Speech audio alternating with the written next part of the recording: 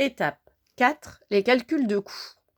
Donc, il faut avoir sous les yeux le schéma de production complété des unités physiques que nous avons élaboré et le tableau de répartition des charges indirectes. Et évidemment, un papier et un crayon pour faire nos calculs. Voici donc le schéma de départ. Et nous allons donc, à côté de chaque flux, donner son équivalent en euros. Nous allons donc commencer par le début, c'est-à-dire le coût d'achat des matières premières. Il y a différentes modalités, ou possibilités de calcul d'ordre possible. On peut commencer aussi par n'importe quel rond, mais on est de toute façon obligé de suivre l'ordre des flèches. Alors, coût d'achat des matières, ça, les prix sont donnés dans l'énoncé. Donc là, on regarde dans l'énoncé au niveau de la rubrique achat en général. Pour les charges indirectes, je cherche dans le tableau de répartition des charges indirectes, je lis la nature de l'unité d'œuvre. La nature de l'unité d'œuvre, c'est la tonne achetée. Donc ici, on a 110 unités d'œuvre, 312 € l'unité d'œuvre, soit 34 320 pour les fraises, par exemple. On fait exactement le même raisonnement pour le sucre. Attention, on ne va pas plus loin tant qu'on n'a pas vérifié que le total des charges indirectes correspond bien au total après répartition secondaire que je lis dans la colonne approvisionnement de mon tableau de répartition des charges indirectes. Je fais ensuite le total, colonne par colonne. Donc pour les fraises, voici le montant total des euros consommés, soit 445 766 €. Idem pour le sucre. Et c'est ces montants ici que je vais reporter sur le schéma de production. Ici et là. C'est donc l'équivalent en euros des 80 tonnes que j'ai achetées. C'est donc le coût d'achat des 80 tonnes de sucre. Ici, le coût d'achat des 110 tonnes de fraises. Continuons notre schéma. Donc pour la pectine, il n'y avait rien puisqu'on n'a pas acheté de pectine sur la période. Maintenant, qu'est-ce qu'on rencontre pour pouvoir descendre? On a nos petits triangles, c'est-à-dire des comptes de stock à réaliser. Donc, les comptes de stock des 3 ingrédients, parce que même si on n'a pas acheté de pectine, on a de la pectine en stock. Donc ça, c'est notre élément de départ. Et voici les comptes de stock que nous allons construire. Donc, on met bien le stock initial. Donc ça, c'est une information qui est dans l'énoncé, le stock initial. Donc, les entrées, donc je reproduis les montants qui sont ici. Celui-là et celui-là, c'est eux qui constituent les entrées. Pareil pour le sucre et la pectine. Ensuite, je calcule le total des quantités et le montant total correspondant. J'en déduis le coût moyen unitaire pondéré que je reproduis dans cette case-là jusqu'au bout. Bon, pour plus d'informations, je vous renvoie aux vidéos et aux diaporamas sur les différentes techniques d'évaluation des stocks. Donc, ce qui nous intéresse ici, c'est la valeur en euros des 79,86 tonnes de fraises que je vais utiliser pour faire ma confiture. Idem pour le sucre et pour la pectine. Donc, on va reproduire les montants qu'on vient de déterminer ici sur notre schéma de production. Bon, maintenant, que puis-je faire? Maintenant, il faut que je calcule le coût de production de ces 133 100 kg de confiture. D'accord? Donc, que me faut-il pour faire ces kilos de confiture? Il me faut les 3 ingrédients qui sont ici, qui arrivent, donc les 3 flèches. Y a-t-il de la main-d'œuvre? Il n'y en a pas. De la main-d'œuvre directe spécifique. Et puis, donc, je vais rajouter aussi les charges indirectes liées au centre de production cuisson. Donc ça, c'est pour rappel les informations que nous venons de noter, qui sont les valeurs en euros sur les flèches qui arrivent à l'atelier cuisson et que nous allons retrouver ici. Donc, on a 323 433 € de fraises, 302 030,52 € et 10 648 € de pectine.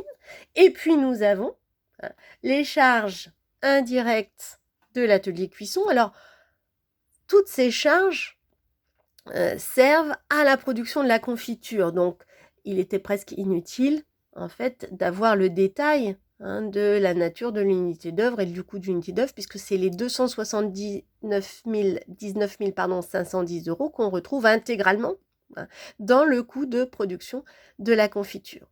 Bon, toujours, quand même, on pense à faire la vérification au cas où. Et on obtient ici, donc, le coût de production de ces 133 100 kg de confiture. Alors ici, on a mis le coût unitaire parce que si on regarde bien le schéma de production, on va être obligé de séparer les 133 100 en quantité qui va être attribuée, enfin être destinée au pot de 500 grammes et une certaine quantité de l'autre partie de ce montant qui sera destinée au pot de 1 kg. D'accord ? Et ça, c'est un coût unitaire, donc défini. Donc, je peux me servir, même si c'est un peu étonnant, d'avoir 4 chiffres derrière la virgule pour un montant en euros. Donc, on reproduit ici les 915 621,52 que nous venons d'obtenir et on va les répartir sur les deux flèches ici de façon à bien préparer nos calculs. Bon, si on a 915 621,52 € pour 133 100 kg de confiture, ça veut dire que unitairement, donc on est à 6 et quelques.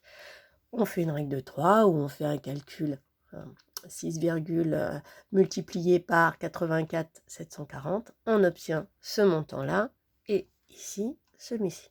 La somme des deux, on va bien retrouver ce qu'on a là. Bon, désormais, qu'allons-nous faire? On va essayer de passer l'étape conditionnement, mais pour cela, il faut que je sache quelle est la valeur de ces deux flèches. Alors, ce sont des bocaux vides. Les bocaux vides, on n'en a pas acheté sur la période, on en avait un stock à un certain prix. On connaît les quantités de bocaux qui vont être utilisées, donc respectivement cette somme et cette quantité pour les bocaux de 1 kg. Et je peux ainsi facilement déterminer la valeur en euros des flèches qui arrivent à l'atelier conditionnement. Donc, on va les reproduire ici, 77 964,20 € pour les pots de 500 grammes et 25 147,20 € pour les pots de 1 kg. Nous allons donc pouvoir calculer le coût de production des pots de confiture de 500 grammes et des pots de confiture de 1 kg. Donc, le coût de production des bocaux pleins de confiture de fraises. Les charges, entre guillemets, directes, c'est la confiture et les bocaux vides. Donc là, on reproduit ce qu'on a sur les flèches en euros. Idem pour les pots de confiture de 1 kg. Ensuite, je vais chercher dans le tableau de répartition des charges indirectes quelle est la nature de l'unité d'œuvre. Donc la nature de l'unité d'œuvre, c'est le kilo de confiture fabriqué. Donc soit 84 740, ici 48 360, 60 centimes le coût d'unité d'œuvre, j'en déduis les montants des charges indirectes respectives. Je vérifie toujours que la somme ici 50 844 plus 29 016 me donne bien le total après répartition secondaire des charges du centre conditionnement. J'en déduis donc les coûts de production de mes différentes catégories de pots. Je peux même en déduire les coûts unitaires de production. Je les reproduis et je les trace sur mon schéma de production pour continuer le parcours. Désormais, qu'avons-nous? Nous rencontrons des petits triangles. Il nous faut donc élaborer des comptes de stock. Donc les comptes de stock, toujours la même technique. Voilà le flux entrant, c'est les 71 711 748,21 qu'on retrouve en entrée. D'accord? Idem ici. Qu'est-ce qui sort? Il sort 102 470 pots, ça on le lit directement sur le schéma de production. Bon, pour savoir à quel coût je valorise cette sortie, je calcule mon CMUP. Toujours de la même manière, hein. Total des stocks initiaux plus entrées, à la fois en euros et en quantité. Et je regarde la valeur moyenne. Donc c'est ces 432 423,40 et c'est 304 485 que je vais noter sur le schéma. Bon, il nous faut maintenant identifier la valeur de ces deux flèches et traiter la question donc des emballages. Donc les emballages, les informations sont données directement en euros dans l'énoncé, donc je n'ai pas de calcul à faire ni d'unité physique à mettre ici. Nous sommes désormais à la dernière étape. Calculons donc le coût de revient des pots. Ici, le coût de revient des pots, ça consiste à mettre des bocaux de confiture qu'on retrouve ici dans des emballages en carton et à traiter cela dans le centre conditionnement. La nature de l'unité d'œuvre, c'était le kilo de confiture vendu. Nous avons identifié ces deux montants quand on a traité le tableau de répartition des charges indirectes. On va donc appliquer, comme d'habitude, la même règle pour le calcul des charges indirectes. On vérifiera toujours